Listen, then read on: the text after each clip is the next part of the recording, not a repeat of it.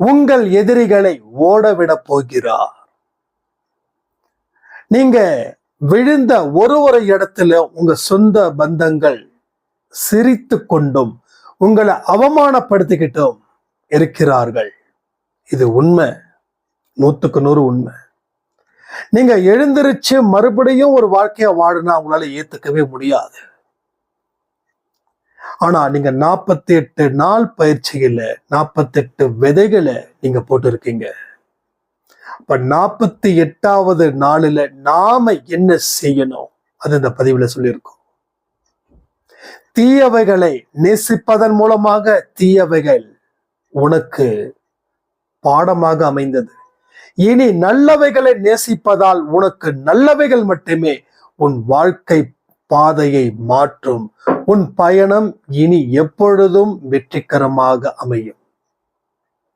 தெய்வத்தின் வழியில நடக்கிற அன்பேசாய் குடும்பங்களுக்கு என்னைக்கும் எப்பையும் வாழ்க்கையில தோல்வியே கிடையாது. நிச்சயிக்கப்பட்ட வெற்றியை பெறுவதற்கு இன்னும் சில மாதமோ வருஷமாகத்தான் உள்ளது. தெய்வத்துடைய பார்வை உங்கள் மீது இருக்குதுன்றதை நம்புங்க. 24 மணி நேரமும் சாய்ப்பா உங்களுடன் இருந்து உங்களுக்கு தேவையான செய்திகளை அன்பேசாய் மூலமாக தொடர்ந்து சொல்லிக்கொண்டே இருந்து உங்கள் வாழ்க்கையில் வெற்றி என்ற அரியணையில் அவர் உங்களை ஏற வைத்து அமர வைத்து உங்கள் எதிரிகளை அவர் ஓடவிட செய்ய போகிறார்.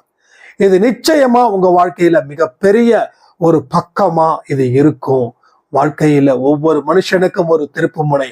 இந்த மாயுத பயிற்சியில உங்களுக்கு வந்திருக்கக்கூடிய திருப்பு முனை சொல்ல முடியாத அளவுக்கு மாபெரும் மாபெரும் மாபெரும் வெற்றியை கொடுக்கும். பதிவை முழுவதுமாக கேளுங்க.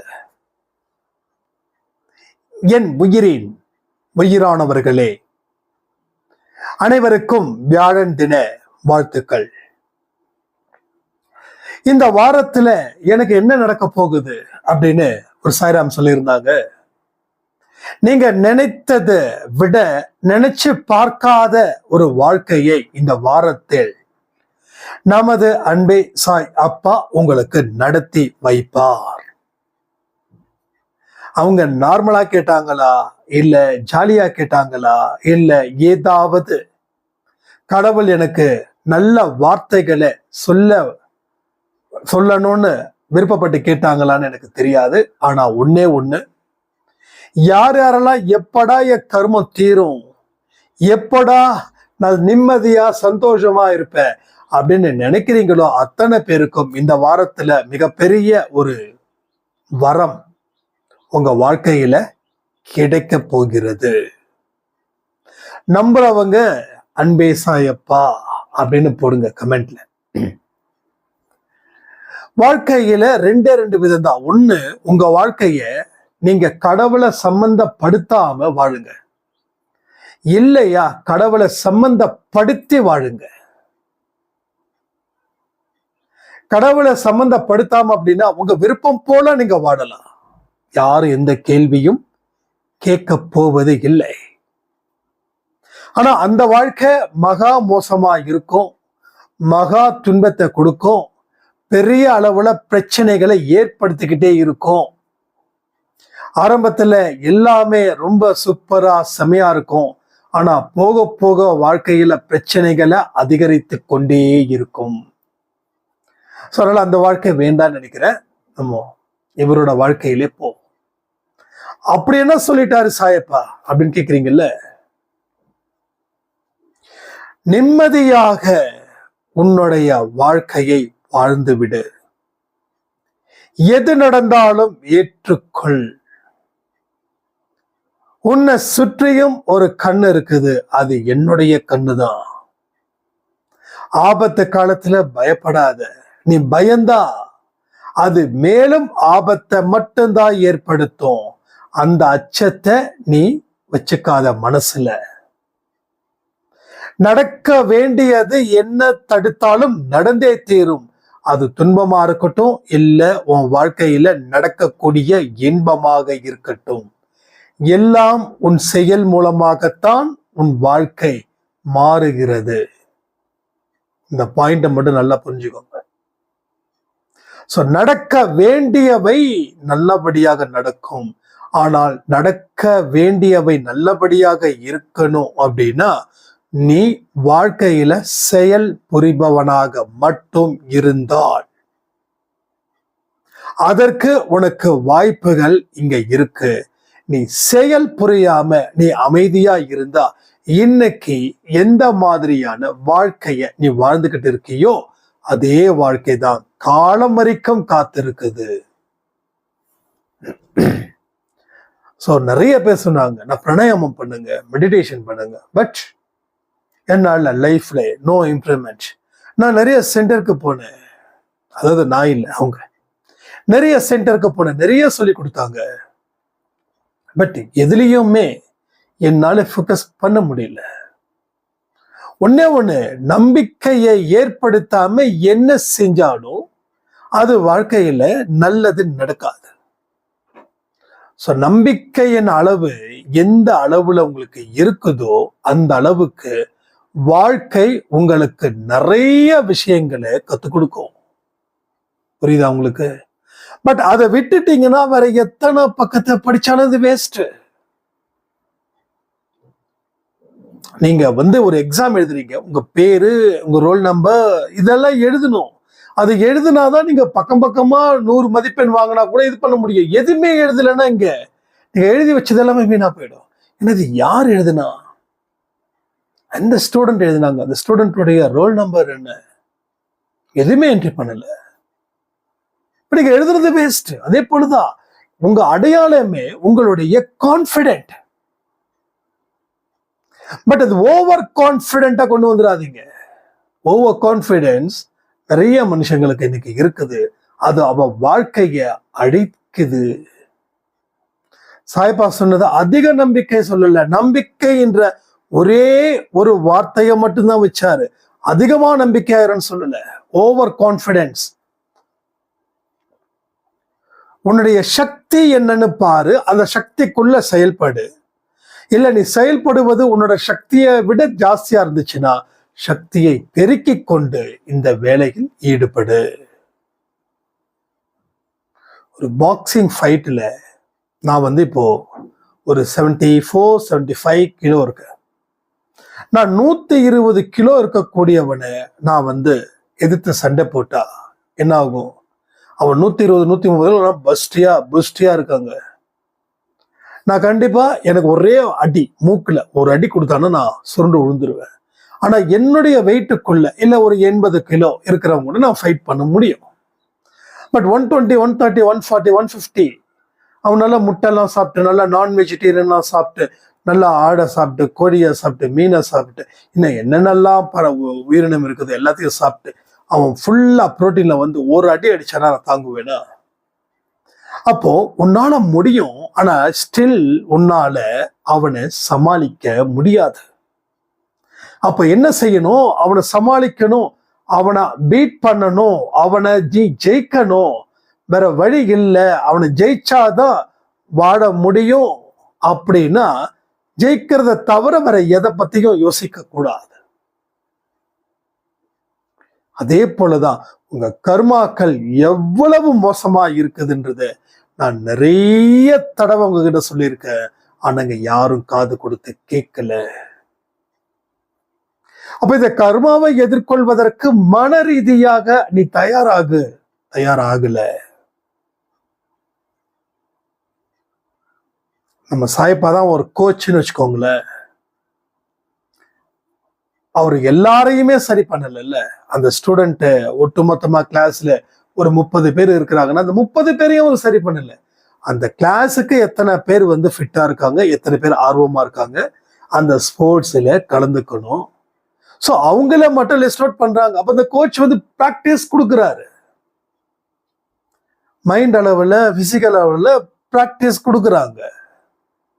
ஸோ அந்த பலத்தை அவங்க கொடுக்கும் பொழுது, அந்த கோச் அந்த ஸ்டூடெண்ட்டுக்கு கொடுக்கும் போது ஸ்டூடெண்டால ஈஸியா காம்படிட் பண்ண முடியுது, ஜெயிக்க முடியுது. ஸோ அதே போல சாய்பா இங்க நிறைய ஒரு சில பயிற்சிகளை கொடுத்துக்கிட்டே இருக்காரு. உதாரணத்துக்கு மாயுதா. மாயுத்தா. இந்த யுத்தத்துல கண்டிப்பா நீங்க ஜெயிப்பீங்க. பட் இந்த யுத்தத்துல கலந்துக்காதவங்க வேணா ரொம்ப சந்தோஷமா இருக்கலாம். அப்பா நான் கலந்துக்கலப்பா, எனக்கு எந்த பிரச்சனையும் கிடையாது, பிரேக் த ரூல்ஸ் அப்படி இப்படின்னு சொல்லி டைலாக்ஸ் பேசலாம். ஆனா இன்னைக்கு 48 நாள் நீங்க தினந்தோறும் விதைத்த விதை எங்க போய் நீங்க தெரியுமா? உங்க வாழ்க்கையில வளர்ச்சியை ஏற்படுத்துவதாக அது மாறும். நம்ம வீட்டு முன்னாடி ஆபீஸ்க்கு முன்னாடி ஒரு பெரிய வேப்ப மரம் நானா வச்சேன், என்னோட முன்னோர்கள் வச்சிருப்பாங்க. அவங்க வைத்த விதை இன்னைக்கு குளிர்ச்சியா இருக்குது. அதே போல இந்த 48 நாளில் நீ வைத்த விதை, நீ விதைச்ச விதை, அது அந்த 48 நாளைக்கும் நீ சரியா பார்த்து பராமரித்து அந்த விதைக்கு என்ன தேவையோ அதை மட்டும் நாம ஃபுல்ஃபில் பண்ணோமே, அது அடுத்த வரக்கூடிய 10 வருஷத்துக்கு கேரண்டியா சொல்ல முடியும், உங்க வாழ்க்கையில கண்டிப்பா நீங்க ஒரு மாபெரும் சகாப்தத்தை படைத்தே தீர வேண்டும். நீங்க எந்த கஷ்டமும் பட வேண்டாம். இந்த 48 days நீங்க அவர்கிட்ட ஒப்படைக்கும் போது அந்த ஒப்படைக்கப்பட்ட அத்தனை நாட்களும் உங்க பலகீனத்தை சாயப்பா பலமாக்கி, சாயப்பா உங்க வாழ்க்கையில சாயப்பா மிகப்பெரிய ஒரு வெற்றி பெறுவதற்கு உண்டான ஒரு சிம்மாசனத்தில் அவர் அமர வைத்து உங்க எதிரிகளை கதற விடுவார். உங்களுக்குள்ள சுமாரா கேட்கிற எத்தனை எதிரிகள் இருப்பாங்க? எத்தனை பேர் விழுந்துதான் கிடக்கணும், எழுந்திருக்க கூடாது நினைக்கிறவங்க எத்தனை பேர் உங்களை சுத்தி இருக்கிற? உங்களை சொல்லல, உங்களை சுத்தியும் உங்க அத்தை, உங்க மாமா, உங்க சித்தி, உங்க சித்தப்பா, உங்க நண்பர்கள், எதிர் வீடு, அந்த வீடு, இந்த வீடு, அத்தனை பேரும் நீங்க கீழே விழுந்ததை ரசிக்கிறாங்க. தெரியுமா உங்களுக்கு? தெரியுமா தெரியாதா? சோ வேற லெவல்ல அவர்கள் ரசிக்கிறார்கள். உங்களுக்கு தெரியலன்னா நான் சொல்றேன், கேட்டுக்கோங்க. அனுபவஸ்தன்ற முறையில நான் சொல்றேன், அவங்க ஹாப்பியா ஃபீல் பண்றாங்க. ஏன்னா விழுந்துட்ட எழுந்திருக்கவே மாட்டான், அவன் முடிஞ்சான், எஸ், இது அவங்களுக்கு சந்தோஷம். அவங்க சாப்பிட்ற சாப்பாடு ஜீரணமாகுது. ஆனா இனி அவங்க சாப்பிட்ற என்ன சாப்பிட்டாலும் அது ஜீரணமாக, தண்ணி கூட அவர்களுக்கு ஜீரணமாகாது. ஏன்னா கதற விடுவார், ஓட விடுவார் உங்கள் எதிரிகளை. பொறுமனமே பொறு, காத்திரு, காத்திருப்பவன் வீண் போவதில்லை, ஆனா செயல் செய்து கொண்டே காத்திரு. சொல்லுங்க, எத்தனை பேருக்கு எதிரிகளை ஓட விடணும்? உங்க நேமோட மென்ஷன் பண்ணுங்க. உங்க எதிரி நேம் இல்ல, உங்க நேமோட மென்ஷன் பண்ணுங்க கமெண்ட்ல. நல்லா இருக்கும் லைஃப். நம்ம பழி வாங்கறதுக்காக அவங்கள பண்ணல, என்னடா திடீர்னு இப்படி பேசுறாரு அப்படின்லாம் இல்ல. நீங்க ஓட விட வேண்டிய அவசியமும் இல்லை. உங்க வளர்ச்சி அவங்கள ஓட விடுது. அப்ப நீங்க வளர்ச்சி அடைய வேண்டாமா? எத்தனையோ பேர் உங்களை பெரிய அளவுல மதிச்சாங்களே, மதிச்ச மகராசிலாம் இப்ப எங்க? இப்போ மூஞ்சில காரி துப்பாத குறையா போறாங்களே இவங்களெல்லாம். அதான் சொல்றேன், எல்லாமே இங்க நடக்கும்.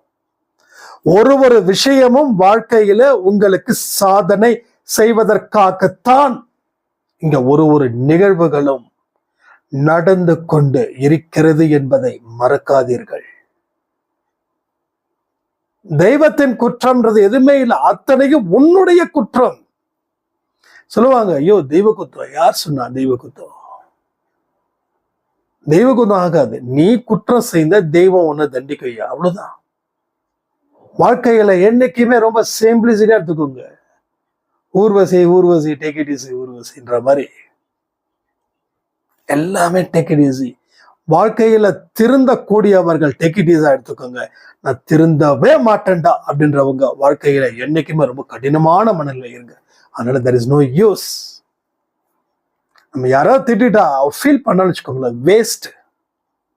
இப்ப சொல்றேன், என்னை யாராவது திட்டாங்கன்னா நான் டெஃபினட்டா ஃபீல் பண்ண மாட்டேன். நான் ஏன் ஃபீல் பண்ணணும்? மறுபடியும் இந்த தப்பை செய்ய போறது இல்லை. நான் திருத்திக்க கடவுள் எனக்கு கொடுக்குறாரு ஒரு வாய்ப்பு, இவன் மூலமா, அவன் மூலமா, எவன் மூலமோ.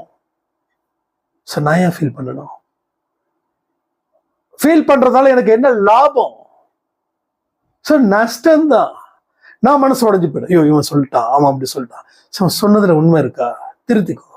அவன் சொன்னதுல பொய் இல்லையா? அது அவனுடைய புத்தி. அவன் அப்படிதான். அவன் யாரையும் வாழ விட மாட்டான், அவனும் யாரையும் வாழ வைக்க மாட்டான். அது ஒரு டைப்பு, அது விட்டுடு.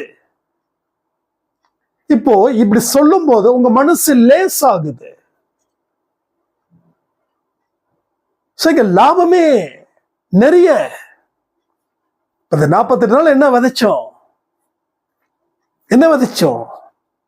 48 விதிமுறைகளை விதைச்சிருக்கோம். சோ 48 விதைகளை விதைச்சிருக்கிறோம். ஒரு விதைக்கு ஊர் ஃபுல்லா, தெரு ஃபுல்லா நிழல் கொடுக்கக்கூடிய மரம். அப்போ ஒரு தெருவிலையும் மொத்தம் 48 தெருவுல விதைய விதைச்சா